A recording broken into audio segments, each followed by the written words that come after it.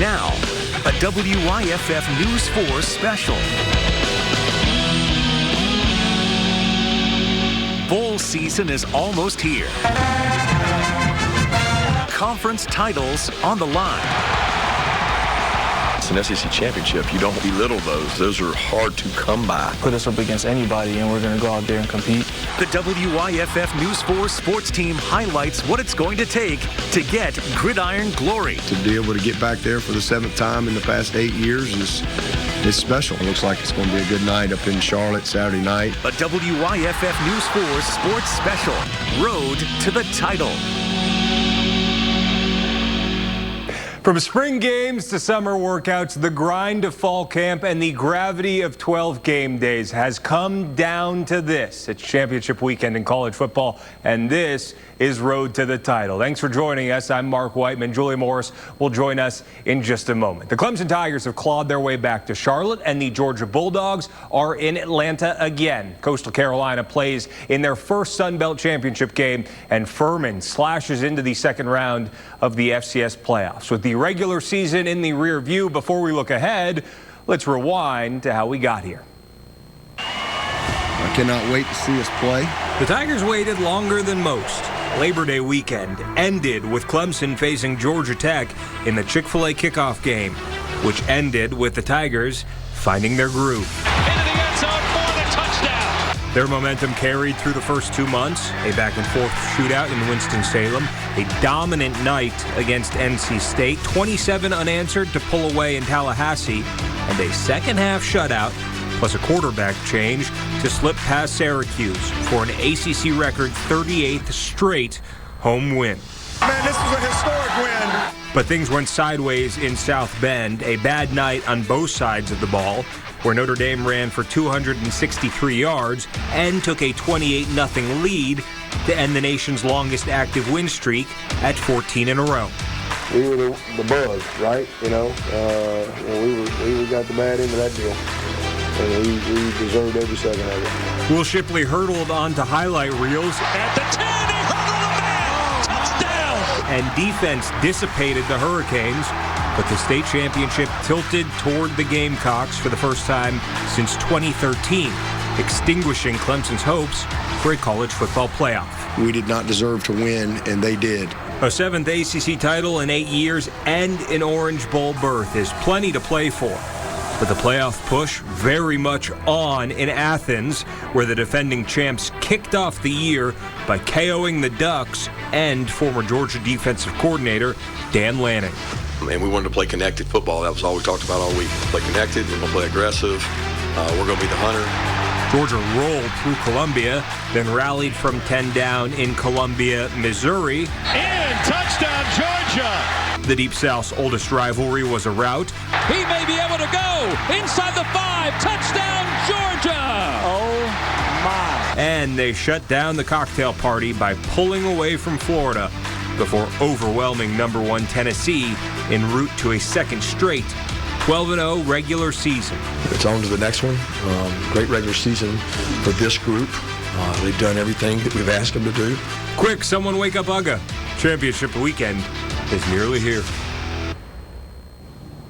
Clemson's trip to Charlotte Saturday night to face North Carolina will be their 7th ACC championship appearance since 2015, a game that in their previous trips had the added pressure of requiring one more strong showing to reach the college football playoff. But after reaching 6 straight national semifinals, the Tigers will be on the outside looking in for the 2nd straight year. Clemson's offense disappeared against Notre Dame and sputtered in the second half last weekend against the Gamecocks. Quarterback DJ Uiagalelei threw for less than 100 yards in the loss, including just 13 passing yards in the second half. But Dabo Swinney citing drops and missed protections as equal issues grounding the aerial attack. Well, catch the ball. That's number one. We missed a couple throws. We've got to capitalize, and we don't have enough. We don't have that type of room for error right now, and so we got to capitalize on just the layups, the plays that are there. I mean, we dropped 2 slants or first downs that are critical. Sweeney, who hasn't lost in the ACC championship game since 2009, said this week Uiagalelei remains the team's starter. And Bank of America Stadium, that's where the Tigers and Tar Heels will meet Saturday night. Kickoff set for 8. Julia?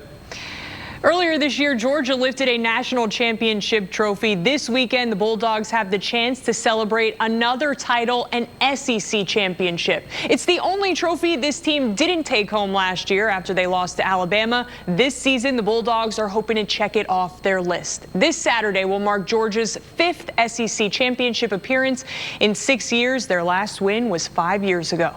The Bulldogs will take on LSU Saturday, a team that was very much in the college football playoff picture before losing to Texas A&M this past weekend.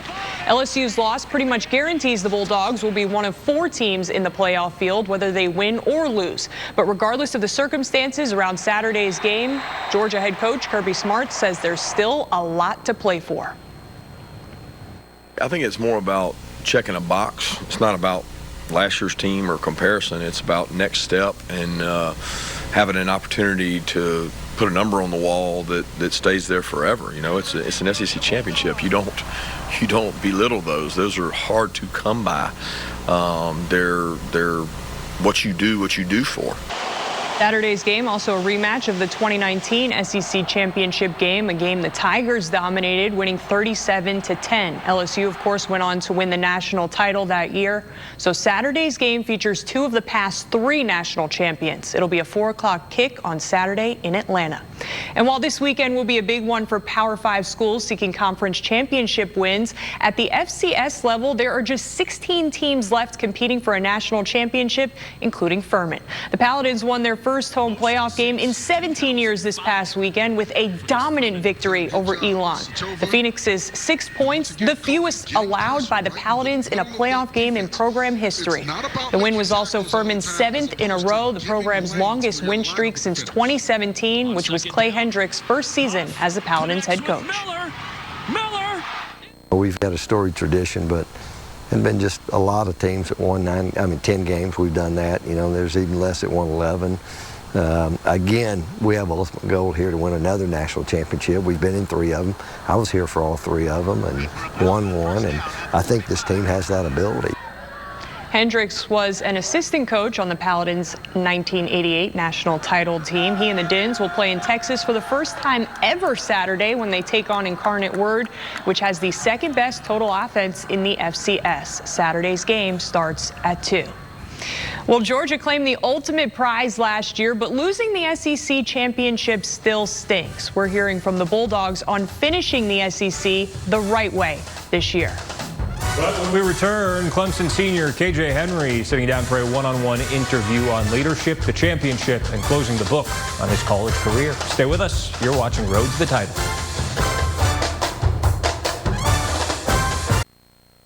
Grew up just dreaming of games like this, and you know, I'd go to them with my family, and we'd always watch. I always just want to be out there on that field, and now I get the opportunity to. Will Shipley, Clemson's dynamic halfback and a first-team All-ACC selection as running back, all-purpose, and specialist, will play in his first ACC championship game 30 minutes from where he grew up in Weddington, North Carolina. Shipley showed up and showed out immediately as a freshman. Fellow North Carolina native KJ Henry, well, he had to wait a while. The top-ranked player from the Tar Heel stayed in the class of 2018. Henry, now a 5th-year senior, is a full-time starter this fall for the first time. But he's the unquestioned leader of the locker room and proof of what happens when you practice a little patience. Number 5, KJ Henry. Let's get the elephant out of the way first. What have the last 48 hours been like for this team and for you? Yeah, just turning a new page. This is a heavy page to turn, a page I've never had to turn like this, you know, in my career here, but it's still one that was going to get turned inevitably. So that's what it's been about, you know, understanding where we can, you know, fix our mistakes individually, collectively as a team, and then coming together to grow and get better this week, because there's another championship, you know, on the line. You hear Will Shipley call you the leader of this football team. As the leader, how do you help the guys reframe the focus for an ACC championship game? It starts with, you know, with making sure I'm prepared, right? Making sure that if the guys are looking up to me in that manner, that I'm giving them my best. So that's really, mentally, just making sure that I'm bringing the energy that this team needs and trying to put some air back in our sails.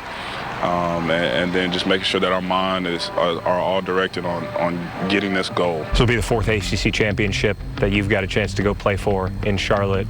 Being a kid from North Carolina, just what are the emotions like every time you get to go play in that stadium? It's always amazing. It never gets old because there's not a lot of teams playing this week. There's not a lot of teams who get to try and represent their conference after this coming Saturday. So that's an honor, right? And we take that very seriously. So for someone who's been there as many times as I've had, I know how important it is. I know how great of a feeling it is to win it, and I just want that feeling back. I want it again. It's been too long, right? So just trying to help the guys understand who haven't been there, what's at stake, and the best way to get it is going to take it. You got here as a highly recruited prospect, and there were a ton of great players playing in front of you. Might have been easy at some point to say, hey, I maybe seek opportunity elsewhere, but you stuck it out and you've really transformed yourself into the leader of this team and a household name. Are those the benefits of going through some of the early grind and putting in the work to get to where you want to be? There's nothing to say that that I was going to be able to flourish like this, but regardless, even if nobody knew my name after this year and I did stick it out, everything that I've learned from just staying and working and grinding, it's going to really set me up to be successful in the future just because of the mindset that it's cultivated. I was working and grinding and trying to do what I could for the team, but I wasn't doing the best that I could. And once I made that decision, then a lot of things started changing. And so I think that's what's been cool to see is just being able to reap what I've sown over the last 5 years. You look like a guy who has genuinely enjoyed every single moment of this season, soaked it all up along the way. Do I have that right? 100%. I don't know where this has come from, but I've always tried to think about my future self, right? So whenever I'm sitting back and thinking about this last year, did I give it my all? Did I have fun? Did I exhaust every moment? I really want the answer to that to be yes. And in order to do that, I have to do that now.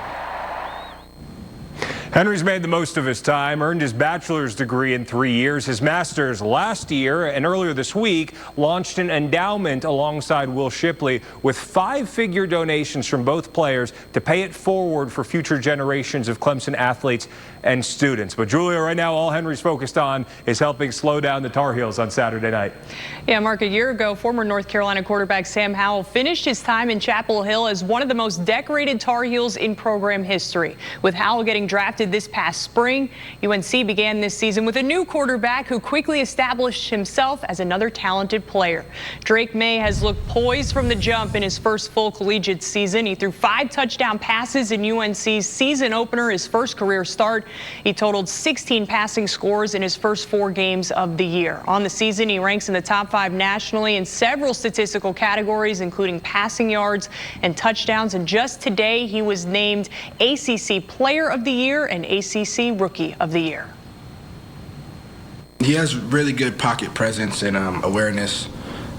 He throws a good ball and makes the right decision and has a lot of playmakers to help him. So, yeah, he's a really good quarterback. Unbelievable talent, really smart. Obviously has all the physical tools, size, arm strength, really smart, savvy player for a younger guy. Leading rusher for them, so a huge challenge for the linebackers as well. This week, being able to come get him once he pulls the ball down, but going to be a tremendous challenge for our guys this week. May will also have a homecoming Saturday. He's from the Charlotte area and went to Myers Park High School. May and the rest of the Tar Heels will be playing in the ACC championship game for the first time, and it'll be just the second time UNC has appeared in the game since divisions were established in 2005. Tar Heels head coach Mack Brown said this week he's proud of his team for what they've accomplished this season, including winning 9 games, 6 of those on the road. This weekend they can add another W against the team Brown calls the standard in the ACC. Dabo's done an amazing job of getting his team back this year. 4 14-win seasons. Just absolutely unbelievable the success he's had.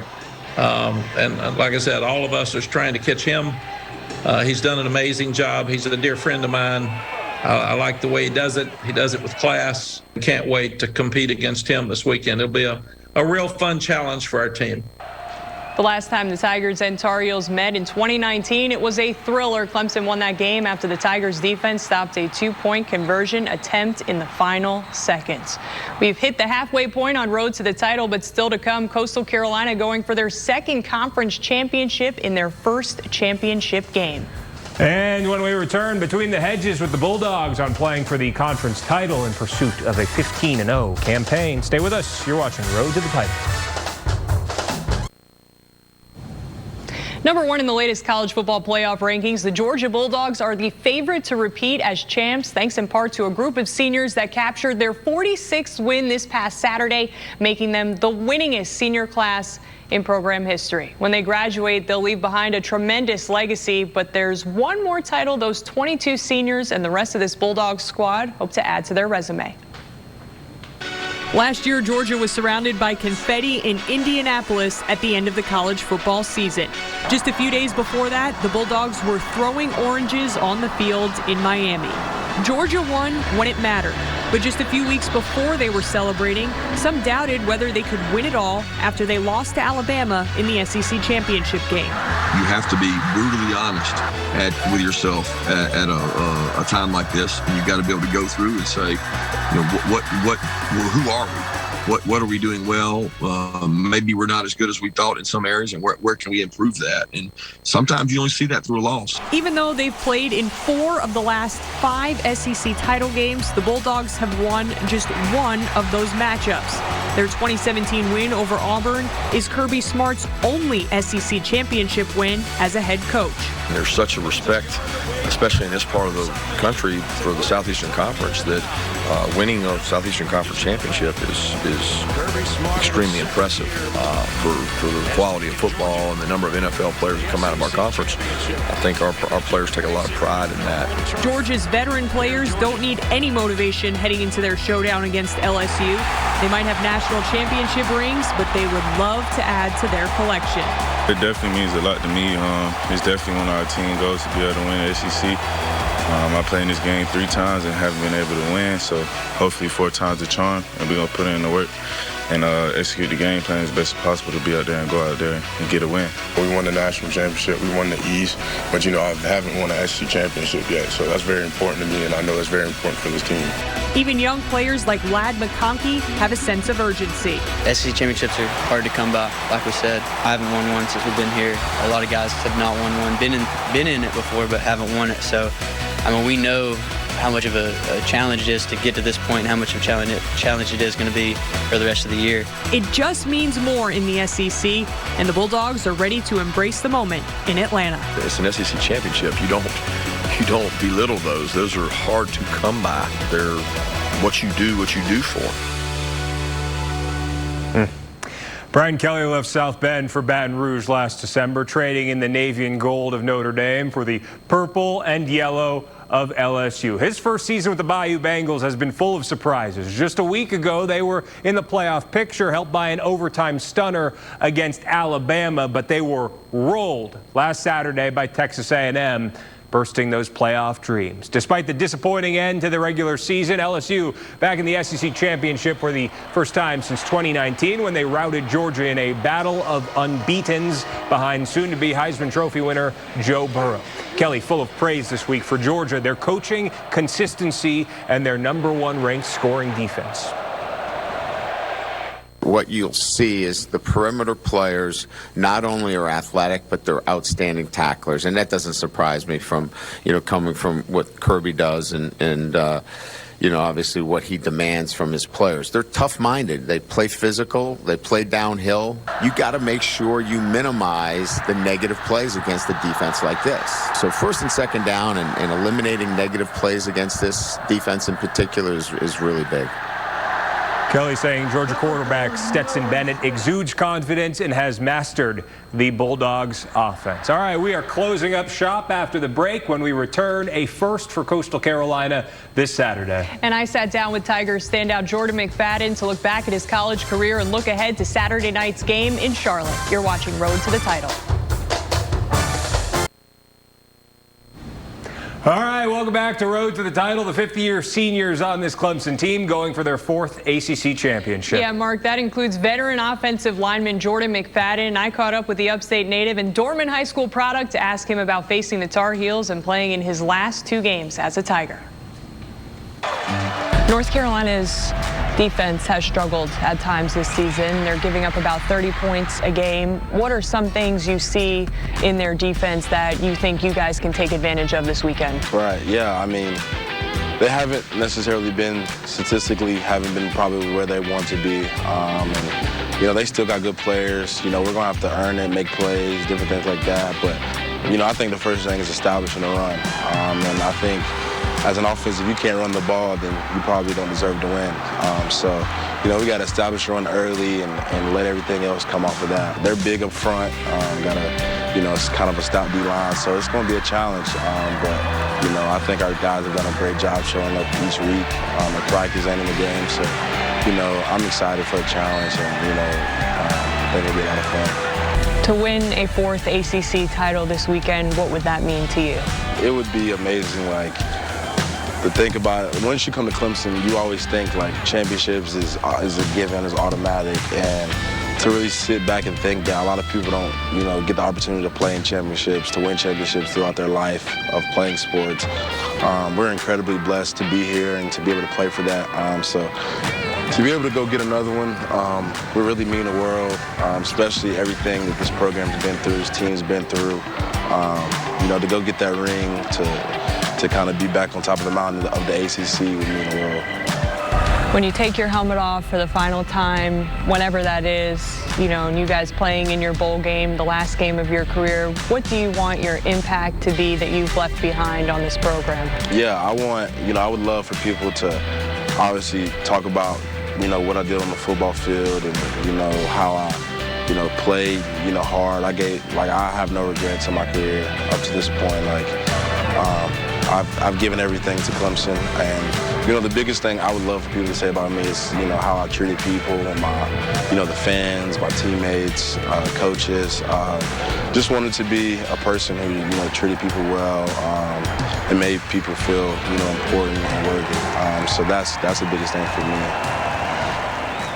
McFadden also recently won the Jacobs Blocking Trophy, given to the ACC's most outstanding blocker. He's certainly been a big contributor for this program on and off the field. Well, closing out our teams competing in championship weekend, Mark, the Coastal Carolina football team can win a Sun Belt title on Saturday. Yeah, the Chants are seeking their 2nd conference crown over the past 3 seasons, though this will be the first time they play for a championship game. 2020's was canceled due to COVID. They could be without star quarterback Grayson McCall, who has been sidelined since early November with a foot injury. Coastal head coach Jamie Chadwell is hopeful McCall can get healthy enough and practice over the next few days to be available for Saturday's game. But if the game were today, McCall probably would not play, even with McCall questionable, and CCU coming off a tough loss to James Madison. Players say morale still very high.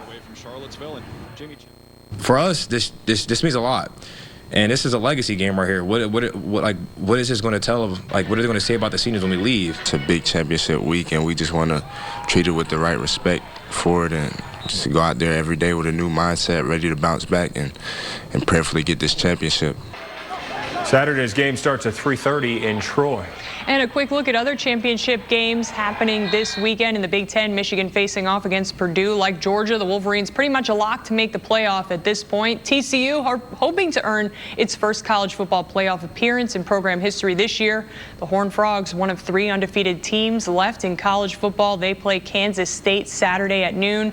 And in the Pac-12, Southern Cal has a chance to avenge its only loss of the season, a 1-point loss to Utah in a rematch against the Utes. That game is Saturday at 8. Julie, it feels like just yesterday we were gearing up for Labor Day weekend, an exciting time of year, but it always hurts saying goodbye for college football. Yeah, but, you know, I'm really looking forward to championship weekend. This is one of the highlights of the season. Can't wait. Yeah, playoff seeding, big-time bowl games, everything on the table for our area teams this weekend. Can't wait to see how it all shakes out. That'll do it for us. Thanks for watching Road to the Title. For Julia Morris and our entire team, I'm Mark Whiteman. Thanks for watching, and have a great night.